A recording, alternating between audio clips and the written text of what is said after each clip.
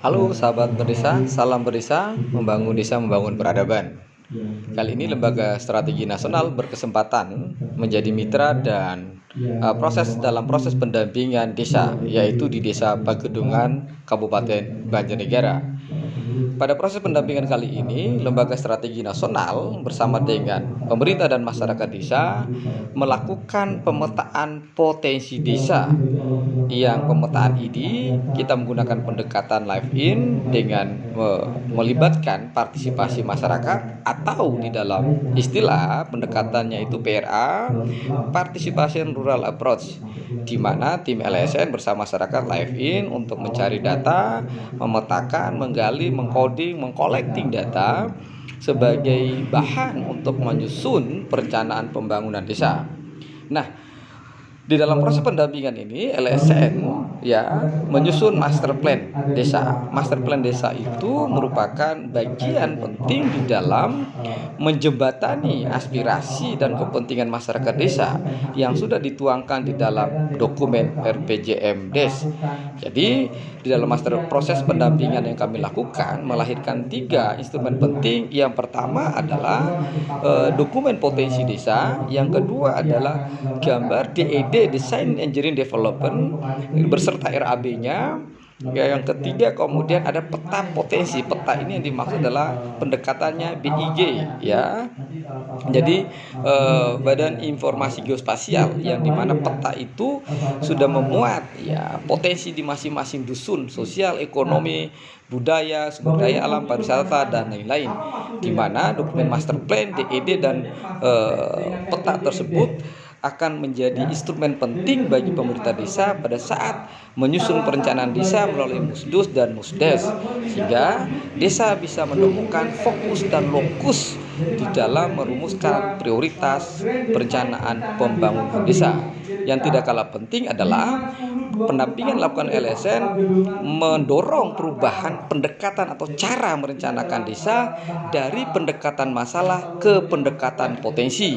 Karena berdasarkan evaluasi Lembaga Strategi Nasional, kenapa APBDes itu kemudian hanya mampu menggerakkan hal-hal yang kecil saja, karena terjebak kepada prinsip perencanaan pembangunan desa dan penggunaan dana desa bagi rata dan bagi adil. Nah, melalui penyusunan master plan ini kita ingin merubah paradigma merencanakan pembangunan desa, yaitu merubah masalah menjadi potensi. Jangan lupa sahabat semua untuk follow kami. Terima kasih untuk like, share, dan subscribe. Ikuti terus kami dalam proses membangun peradaban desa. RPJMD itu rencana pembangunan jangka menengah desa. Usianya berapa? Sesuai dengan masa jabatan Bukades, yaitu 6 tahun. Nah, insya Allah dalam revisi undang-undang ini masa jabatan Bukades diperpanjang. Katanya sampai Wali Songo 9 tahun. Ya, jadi 9 tahun. Nah, itu di rancangan undang-undang yang baru perubahan ini. Ya. Juga nanti masa jabatan BPD juga 9 tahun. Perangkat juga 9 tahun. Semua ada tunjangan, semua juga disetarakan dengan golongan 2A. Itu rencananya yang di dalam revisi undang-undang ini. Oke, kita lanjut bahwa di dalam perintah undang-undang desa itu diperkuat di dalam Undang-Undang 25 tentang Sistem Perencanaan Pembangunan Nasional, kemudian di dalam Permendagri 114 2015 dipetakan sebenarnya kepala desa setelah terpilih apa harus lakukan? Membentuk tim pengkaji data potensi desa, semacam bapeda kecilnya. Itu SK kepala desa dengan BPD. Tugasnya apa? Meneliti, mencari, memetakan apa saja potensi yang dimiliki desa Pagedungan. Lalu kemudian potensi itu dirumuskan. Oh, dusun 1 potensinya apa, dusun 2 potensinya apa, dusun 3 potensinya apa. Lalu dibuat peta jalannya.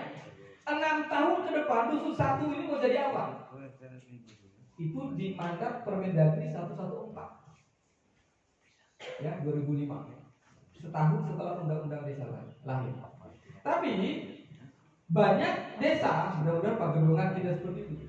Banyak desa akhirnya dari habis ngopi tiba-tiba bangun tidur ngopi, oh visi-misinya ini RPJM desa ini. Hanya sekedar banyak yang download dari internet, tinggal masuk, pokoknya pikiran pikiran-pikiran hanya elit-elit di tingkat desa. Ya. Faktanya apa? Faktanya adalah ketika lihat kita program strategis yang diajukan setiap tahun di dalam musdes kita, usulannya apa? Bisa kelihatan kan? Padahal misalnya kita punya potensi pertanian, kita punya potensi jasa, pariwisata, perdagangan misalnya. Tapi pernahkah hal-hal tersebut menjadi tematik di dalam musyawarah desa kita? Misal 2026, tema 2024, tematik desa Pagedongan misalnya lumbung duren misalnya. Kan jarang kita diskusikan itu misalnya. Akhirnya apa? Muncullah karena tidak ada tematik di dalam perencanaan desa tadi itu, maka skema, paradigma atau cara berpikirnya merencanakan keuangan desa apa? Bagi to, bagi din. Apa itu? Bagi roto, bagi adil. Biar semuanya nggak meri. Kalau konsep ini masih dijalankan, maka mau sampai kiamat pun, ya desa Pagedongan ya kayak gini-gini, tidak ada terobosan. Karena tidak menemukan fokus, tidak menemukan tematik. Maka jangankan di desa, di pusat pun presiden itu setiap tahun punya RKP, tematik RKP-nya. Ya. Di kabupaten juga sama. Pemda itu menyusun APBD itu punya tematik. Misalnya hari ini Banjarnegara 2024, tema APBD-nya apa? RKPD-nya apa? Yaitu pertumbuhan ekonomi di sektor pertanian. Kenapa? Banjarnegara data mayoritas warganya adalah petani. Ya, petani. Tapi Banjarnegara juga lumbung kemiskinan ekstrim. Iya, itu bukan saya ngomong, datanya begitu. Salah satu penyuplai kemiskinan ekstrim itu Banjarnegara. Kan ironi. Sisi lain adalah Banjarnegara yang penyokong utama masyarakatnya petani, tapi intervensi anggaran untuk menghidupkan, memproduksi, menaikkan derajat petani melenceng jauh. Ini problem. Karena apa? Antara potensi yang dimiliki Banjarnegara dengan perencanaan yang disusun, jangan sembung bawa bolong, nggak ketemu. Nah, oleh sebab itu harus ada terobosan. Terobosannya apa? Maka penting bagi desa untuk memetakan apa saja potensi yang dimiliki desa, lalu kemudian ini diformulasi, dibawa ke dalam musyawarah dusun, musyawarah desa, mendiskusikan, oh ternyata potensi saya lumbung ternak misalnya. Maka seharusnya yang di musyawarah diputuskan di tingkat dusun itu adalah bagaimana dusun kita ini menjadi produsen ternak terbaik misalnya minimal sekecamatan Pagedongan. Itu seharusnya.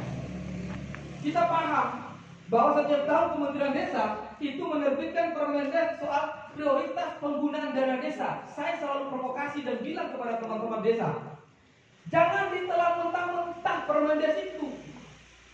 Karena mereka nyusulnya di Kalibata sana nggak paham kondisi Pagedongan.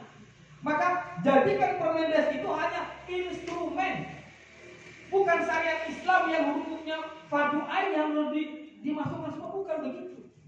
Ada siasat, ada negosiasi. Alat negosiasinya apa? Data dan dokumen potensi yang ada di seluruh desa kita. Itu adalah prasyarat. Kesepakatan di mana? Ketika ada berita acara di dalam musyawarah desa, maka kekuatan atau legitimasinya atau apa? Keabsahannya itu sangat kuat. Ini tadi. Ya. Terus master plan desa tadi itu, ya. Karena dia nyambung, dia menjembatani sebenarnya apa? Untuk mencapai ini. Sehingga menemukan fokus dan lokus kemana desa Pagedongan itu mau dibawa. Mas saya izin.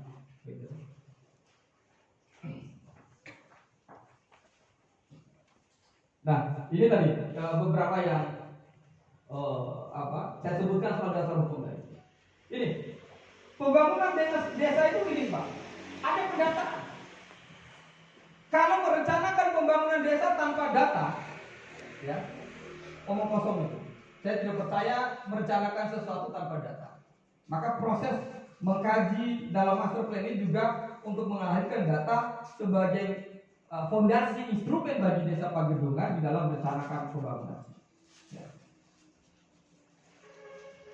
Ini beberapa dasar hukum. Ini program nasional. Ini saya bilang.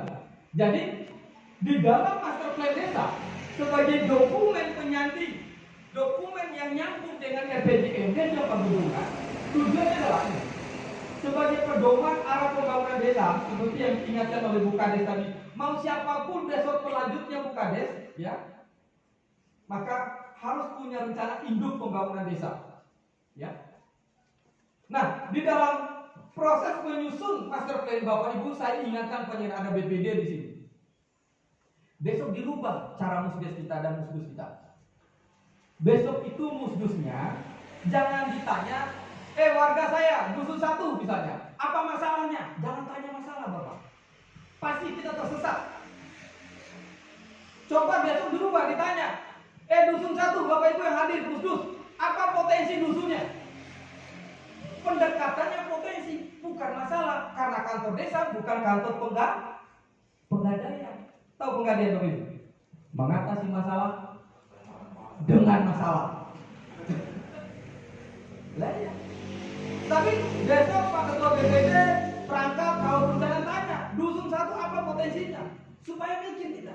Kalau tanya masalah, pasti mulai dari bangun tidur sampai tidur lagi yang disampaikan masalah. Perangkat desa itu jumlahnya cuma 12-an orang, memikirkan masalah ribuan kakak di desa, ya mau mendasar.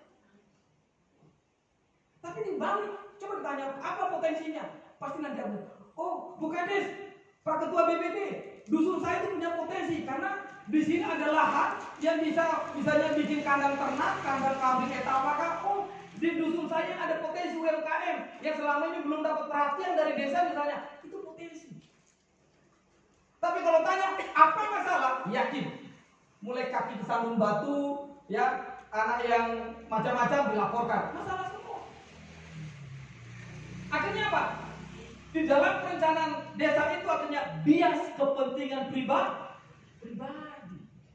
bukan kepentingan masyarakat, kepentingan kelompok.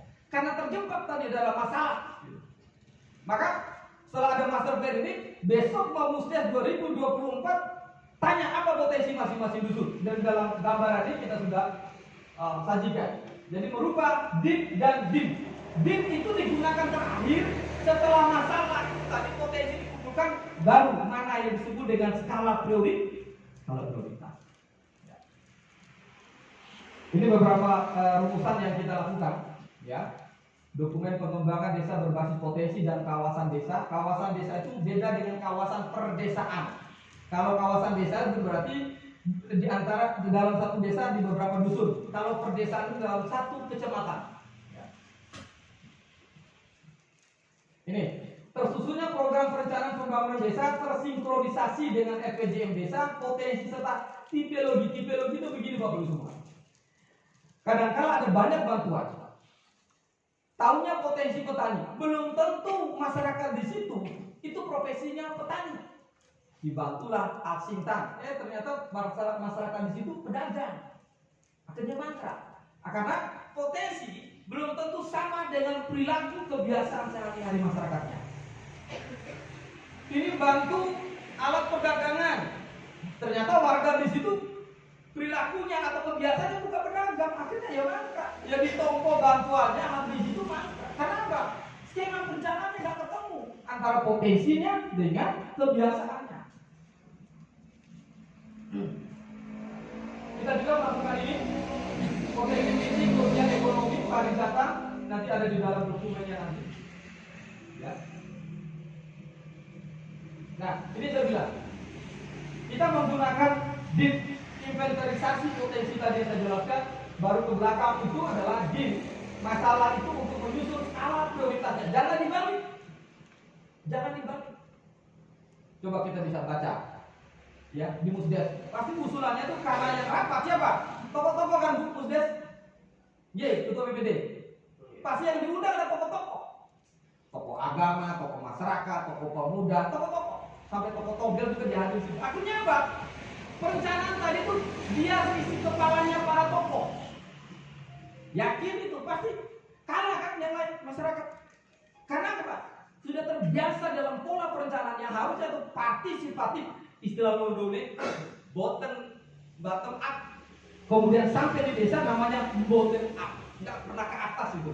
Harusnya kan dari bawah ke atas. Kemudian ketika kemudian karena bias elit, jadi apa? Bottom up, bukan sakit munggah. Ya. Nah ini tadi pemetaan yang saya maksud sudah saya jelaskan. Kemudian ini beberapa pendekatan. Nah, ini di dalam proses kajian kita, ya, kita melakukan gambaran desa ini, kewenangan desa apa saja. Ini yang banyak sekali desa itu belum tuntas, hanya tahu bahwa kewenangan desa itu hanya ada 4. Yang kemudian dibuat metrik sederhana, bidang pemerintahan, pembangunan, pemberdayaan, pembinaan. Terjebak di situ. Padahal dalam undang-undang desa ada 140-an kewenangan yang dimiliki desa. Tapi yang sering kita diskusikan hanya 4 tadi itu. Ini ADD, ini DD, taruhnya di mana? Kan begitu. Ya. Lupa ada kewenangan yang dahsyat dimiliki oleh desa itu apa? Kewenangan lokal kewenangan lokal berskala desa dan kewenangan berdasarkan hak asal usul desa pagedongan itu apa? Ya. Nah, ini proses. Ya. Kalau desa membangun, konteks kita adalah penting dulu memahami kewenangan desa nih Pak. Harus tahu. Ya PKK, ya perangkat desa, ya BPD harus tahu kewenangan desa. Selama kita tidak tahu kewenangan, ya tidak menguasai kewenangan, maka gagal pula kita merencanakan. Sama. Ketika kita menjadi orang tua kepala rumah tangga di dalam satu rumah tangga, kita tidak tahu kewenangan kita, lalu kemudian kita merencanakan sesuatu, pasti terjadi konflik. Pasti. Dari kewenangan nanti baru turun apa yang disebut dengan tupoksi, tugas pokok dan urusan. Nah, jangan kemudian hanya dipakai tupoksinya, kewenangan desa tidak digunakan.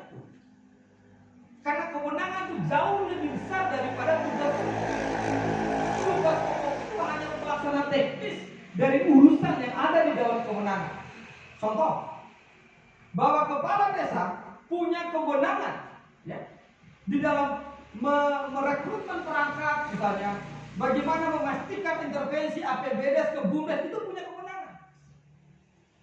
Lalu di dalam kewenangan tadi, supaya tidak terjadi konflik, maka Bukades harus mendelegasi, membagi kewenangan tadi ke dalam urusan-urusan.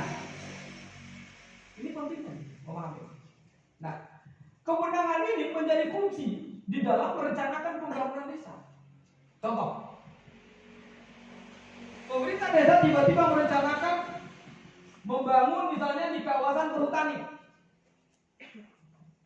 di dalam perencanaan desa. Boleh apa tidak? Boleh kan? Dengan catatan apa? Tahu dulu kewenangan. Itu masuk kategori kewenangan apa?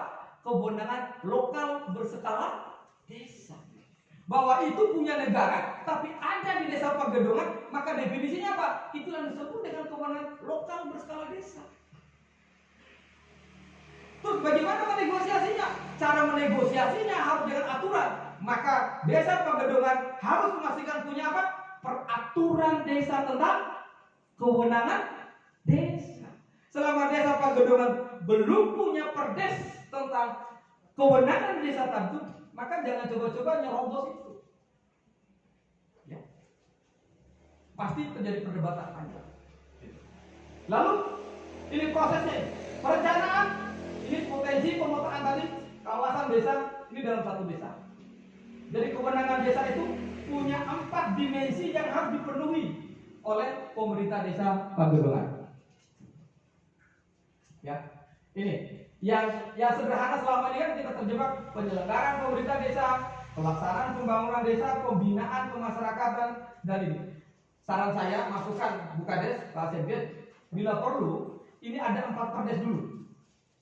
Perdes tentang penyelenggaraan pemerintahan yang di dalamnya termasuk bagaimana mengatur tupoksi, uraian tugas para kaul, kasih dan lain-lain masuk sini. Perdes tentang pelaksanaan pembangunan, tata cara mekanismenya, perencanaan tadi sampai pada evaluasi itu masuk di sini.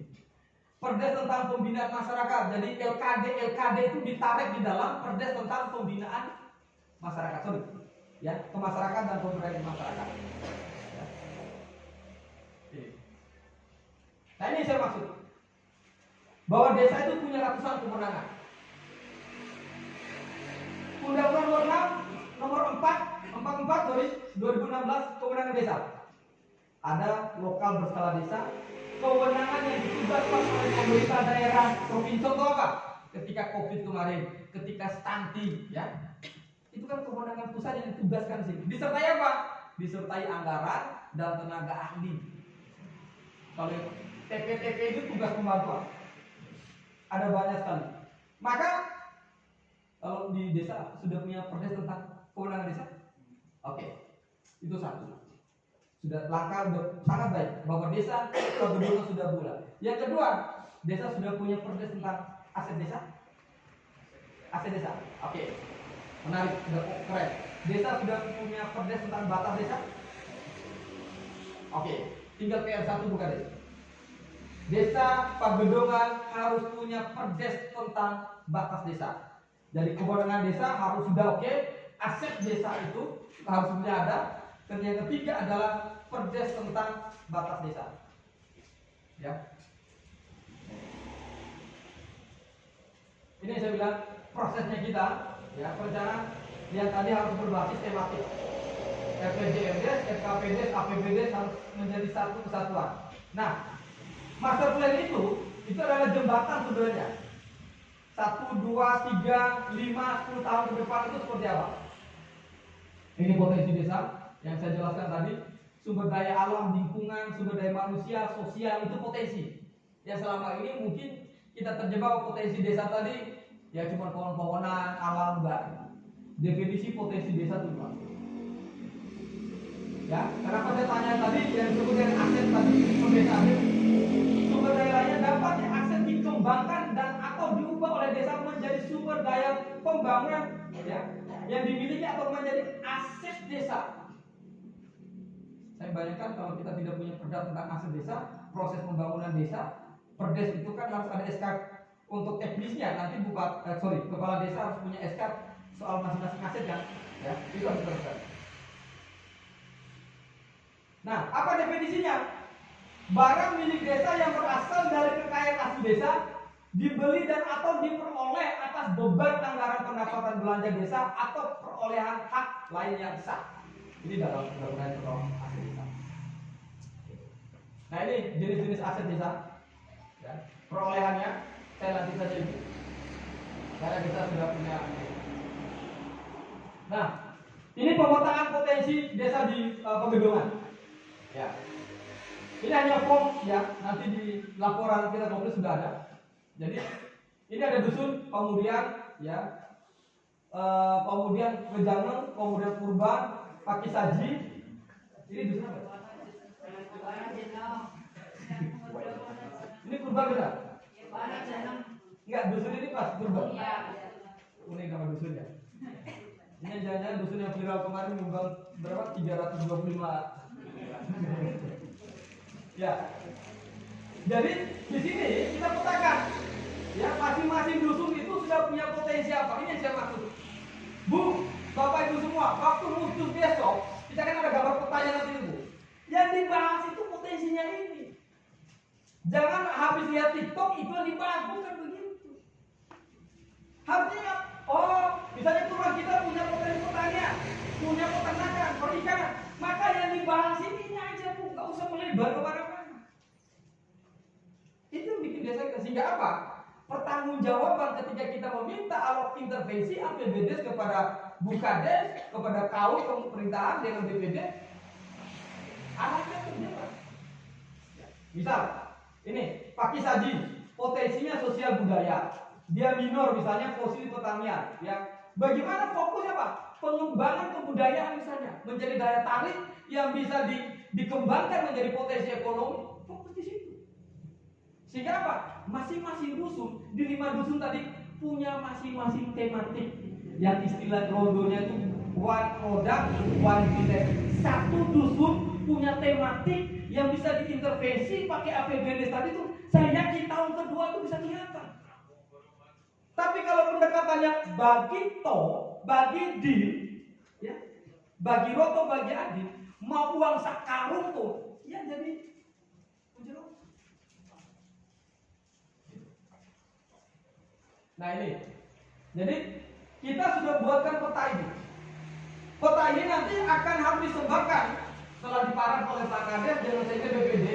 Ini menjadi modal bagi setiap kepala dusun ketika menyelenggarakan musyawarah dusun. Besok peta ini ditempel di rumahnya Pak Dusun ketika musdus. Ini loh, yang dibahas ini potensi ini loh. Nggak usah melebar kemana-mana. Jadi kita tuh fokus. Cukup lihat ini, mana yang mau diprioritaskan. Karena kita misalnya terdapat potensi peternak ayam petelur yang diketahui memiliki kurang lebih 2.500 ekor. Kondisi kandang ayam terbuat dari bambu. Nah, ini satu ada potensi. Saya bayangkan di dusun kemudian ini, kemudian dia menjadi lumbungnya ayam petelur, intervensi APBD apa orang masuk. Tapi kita sedang sukanya yang receh-receh. Ya bagi dia tadi itu. Kayak sesajen yang mono, sesajen meneh. Tidak bisa jadi. Oh, apa orang sisa dibakar upaya yang besar misalnya biar nyengkapnya kemana-mana. Sama, kenapa? Kita harus fokus. Saya bayangkan, jadi kan masih berapa tahun jabat? Masih 3 tahun. Dusun Pemulihan, misalnya 2024 fokusnya apa? Mau pilih peternakan, UMKM atau mana kira-kira yang rasa-rasanya perasaan jenengan, ya? Yang memungkinkan, oh ini kalau dikembangkan saya bayangkan potensi dusun ini, ya. Kemudian dia menjadi lumbung ayam, petelur misalnya. Bisa dihitung kan Bu, DP kalau orang bisnis, bukan itu berbisnis. Kalau APBD tahun pertama 2024 kita taruhkan kemudian 50 juta, misalnya dicontoh. Gawe ke ternak, kelompok kandang ternak ya, dengan potensi bambu kayu yang ada di pegunungan. Bu Kades hanya siapkan anakan atau indukan ayam petelur dengan sistem inkubasi telur yang teknologi sekarang dengan sistem murah banget itu misalnya. Saya bayangkan, kan usia nggak sampai 1 tahun BEP dulu. Ayam itu nggak sampai 1 tahun depan, beda dengan kambing. Jadi bulan ketiga, bulan keempat misalnya, kita sudah menjadi lumbung ayam petelur. Ini yang mau saya potensi tadi. Gak usah mencari kemana-mana, fokus. Begitu juga UMKM. Dusun ini memiliki potensi UMKM yang beragam. Diketahui terdapat usaha makan, ada bakso, nasi remas, soto, ya. Kemudian harusnya Bapak Ibu yang fokus UMKM rapatnya bahas ini. Jangan curhat gibahin soal tetangga, beli baju baru, tas baru, bukan itu. Fokus.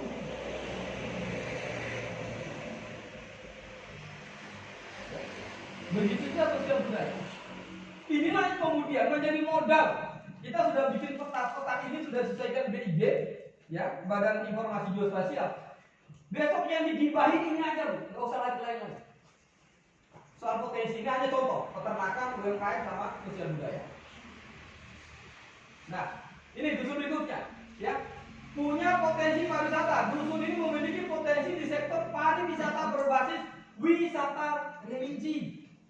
Yakni adanya makam seorang sunan bernama Antasangin. Diketahui banyak pengunjung luar daerah. Pernah nggak ini dibahas dalam musdus? Jangan-jangan kita gibah. Wah, itu Om Jogo, lomba di Sopo, mau parfum di mana lagi? Kita kan sering begitu. Tapi tidak pernah ini ditarget bahwa ini sebagai kekuatan kita di dalam mengembangkan dusun kita. Mulai fokus. Desa-desa yang maju mungkin dengan pernah dengar desa Ponggo atau Kampung Harjo atau Pendowo Harjo, desa-desa miliarder. Ponggo itu hanya pola apa? Jadi kan tahu? Hanya pola mata air. Potensinya air. Dibikin kolam renang, kolam selfie, kolam ikan, tempat pemandian di situ. Hanya potensinya air. Tahu apa bedanya? PAD di atas 5 miliaran. Hanya pola potensi air. Begitu juga Pendowo Harjo. Pendowo Harjo itu tahu nggak potensinya apa? Sampah. Saya kasih tahu gitu. Ya, potensinya itu sampah yang dianggap sebagian orang itu masalah sampah. Ya bau, busuk, merusak lingkungan. Tapi apa yang dilakukan oleh Panggung Harjo, Pak Wahyu Dika itu? Mengelola masalah jadi potensi. Sampah ini kan dianggap masalah. Dia hitung jumlah kakak itu 30 ribuan. Lalu kemudian dia mulai mendesain ya di dalam master plan-nya pengelolaan sampah. Lalu bikin musyawarah desa. Sepakat nggak kalau sampah dikelola oleh BUMDes? Bingung masyarakat. Telepon Pak Kades. Sampah nanti yang mungut itu pegawainya BUMDes. Tapi bikin kesepakatan per bulan mau ditarik berapa? Baik aja. Akhirnya kesepakatan per bulan tuh 25.000 per rumah tangga kali 30.000 kakak kali 12 bulan. Sampah itu tadi bukan hanya sekedar dikumpul di komunitas bank sampahnya tadi itu, kemudian dia ada namanya dia pilih, lalu kemudian dia bagi mana sampah organik dan anorganik. Ini baru satu unit usaha di BUMDesnya sampah. Lalu kemudian yang sampah organik tadi dikelola menjadi apa? Jadi pupuk organik. Limbah-limbahnya tadi ada berbicara dan lain. Yang anorganik tadi itu apa? Yang plastik-plastik tadi itu dibuat residunya, ya. Hari ini bahkan mereka mengembangkan dia membeli BUMDesnya itu membeli minyak jelantah di rumah-rumah warga. Per liternya berapa? Rp1.000. Masyarakat senang nggak senang? Kenapa? Itu dibeli ke masyarakat, nanti masuk ke desa, atau uangnya kan kembali ke masyarakat. Ini mereka hanya menunggu karena tidak punya sumber daya yang apa-apa. Dia hanya punya masalah. Bentang alamnya tidak seperti desa kita, karena dia wilayah perkotaan gitu. Tapi masalah dia transformasi diubah menjadi kekuatan ekonomi. Maka PAD-nya dia apa? Di atas 7 miliar per tahun. Pendapatan asli desanya itu yang disebut dengan inovasi. Nah, yang bukan BUMDes itu, mau masuk di sini. Yang BUMDes itu tadi antara mati suri kalau mati sarung. Diintervensi modal, ya modal naik, kemudian hasilnya nggak ada, laporan aja nggak ada. Bukan di Pak Gedung tetangganya jenengan. Ini problem. Karena apa? Kita gagal membaca potensi dia, desa kita. Harusnya BUMDes itu sesuai dengan potensi kita. Merencanakan bisnis itu sesuai dengan potensi desa. Bukan yang aneh-aneh. Ya. Ini. Begitu ada potensi peternakan. Berikut, ya masing-masing dusun kita itu punya kekuatan. Maka mulai hari ini ketika sudah tahu potensi kita, besok itu Pak Kadus, Pak BPD mulai bikin, oh dusun saya potensi ini. Kalau bikin undangan harus ada tematik. Bu Kades, ya ini beberapa desa yang kita dampingi melakukan lompatan-lompatan. Tolong kalau undang musdes itu harus ada temanya, jangan hanya perihal. Sama lah, ketika Bu Kades ada jagongan mau nikahkan anaknya, pastikan undangan jelas tuh, ya. Undangan misalnya wali matul si A, B, I misalnya begitu. Kalau hanya undangan tidak ada temanya kan bingung. Ini Bu Kades mau ngapain? Apa Bu Kades mau jagongan apa lagi misalnya? Sama, kalau musdes kita tema menjadikan dusun atau desa kita lumbung ternak misalnya begitu. Orang datang ke musdus atau musdes, di dalam pikiran kepalanya itu sudah ada isinya. Oh, ini penduduk kiai dusun kita ini, ternak ini mau jadi apa? Tapi kalau nggak ada temanya, ya sudah curhat, gimana? Ya, sambil udah-udut ngomongin, ya usulan apa yang isi kepalanya dia aja. Artinya apa? Bias elit kepimpinan ketika menyusun perencanaan pembangunan desa. Oke, kita juga punya potensi perikanan yang menjadi prioritas yang bisa di apa? Pegunungan Tengah ini dikembangkan. Ya, itu saya kira Bapak Ibu gambaran di dalam pemetaan potensi desa. Saya kira nanti di dalam beberapa potensi tadi ada satu kesepakatan yang coba kita kembangkan, yaitu bagaimana mengembangkan salah satu wilayah. Jadi non sewu dengan nggak boleh leri, karena ini bertahap. Saya yakin karena pengembangan salah satu destinasi ini hanya ada di satu dusun, bukan berarti dusun lain ditinggalkan, tidak. Dia ini hanya menjadi medan magnet untuk mendatangkan orang banyak masuk ke desa kita. Lalu kemudian masing-masing dari dusun tadi kita mempersiapkan diri. Ya. Ye, moga Mas Guru waktu dan kesempatan saya persilakan. Assalamualaikum warahmatullahi wabarakatuh.